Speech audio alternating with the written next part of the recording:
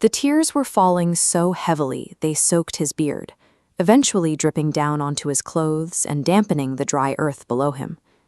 Historically, Prophet Muhammad was a figure of composure, a leader who maintained his footing through years of conflict and social upheaval. There was no immediate crisis in this moment. He was sitting quietly with his companion, Abdullah ibn Mas'ud, away from the demands of the public. Breaking the silence, he made a specific request of Mas'ud.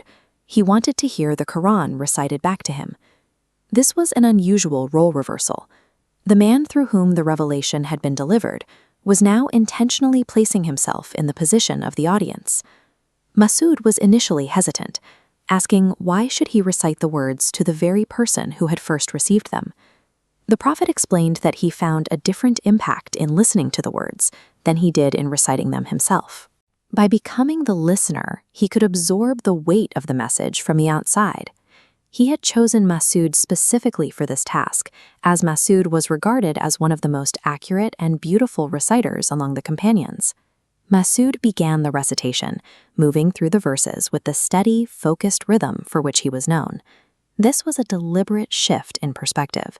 By listening, the Prophet had removed his role as the speaker, leaving himself open to the direct, raw, emotional content of the text.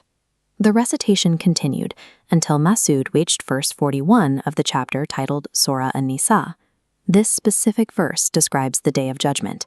It depicts a scene where a witness is brought from every single nation, and the Prophet himself is called forward to stand as a witness against his own people. As the words hung in the air, a companion sitting nearby signaled for Mas'ud to stop and look at the Prophet. When Mas'ud looked up, he saw that the Prophet was weeping so heavily that he could no longer listen. He told Mas'ud, "That is enough. I cannot handle more than that." These tears were not the result of a personal tragedy or physical pain. They were a reaction to the specific legal and spiritual weight of that single verse. To understand the reaction, you have to look at the Prophet's relationship with his followers, or Ummah. His life was defined by an intense desire to protect them from harm. In this belief system, he is traditionally seen as an advocate, a figure who will plead for mercy on behalf of his people during the final judgment. This diagram shows the tension between his two roles. While an advocate for his people, he must also serve as an impartial witness. If followers were in the wrong, duty requires him to testify against them. Witness overrides protector. The breakdown was a direct result of this collision, the clash between personal affection and the requirement of impartial testimony. When historical leaders are recorded weeping, it is typically in response to their own defeat, the loss of their status, or a threat to their personal legacy.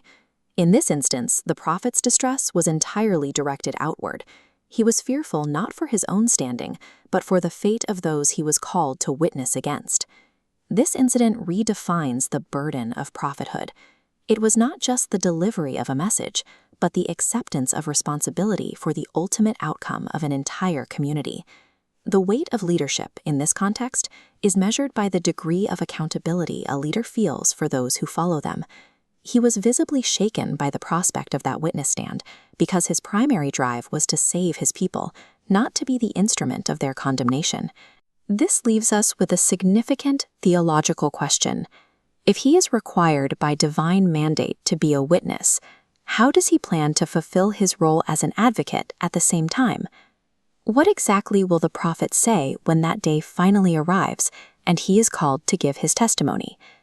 These tears are the starting point for understanding how he viewed his final responsibility and the lengths he would go to fulfill it.